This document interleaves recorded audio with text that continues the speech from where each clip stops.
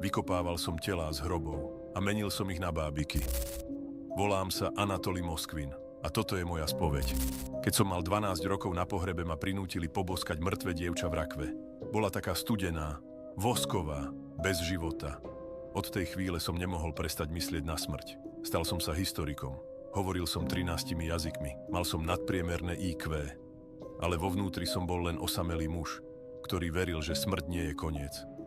Roky som spal na hroboch mŕtvych dievčat a počul som ich hlasy. Prosili ma, aby som ich zachránil.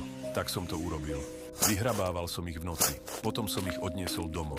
Munifikoval ich a zabalil som do látok.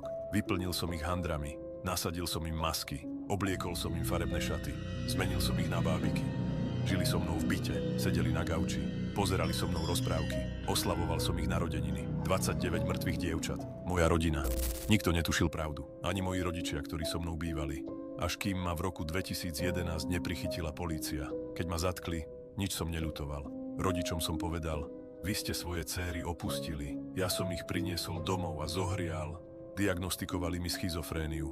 Poslali ma do liečebne. Dodnes tam som a dodnes verím, že ich jedného dňa privediem späť k životu. Myslíš si, že som šialený? Napíš do komentára. Necenzurovanú verziu so všetkými detailmi nájdeš na Hero Hero príbehy strachu.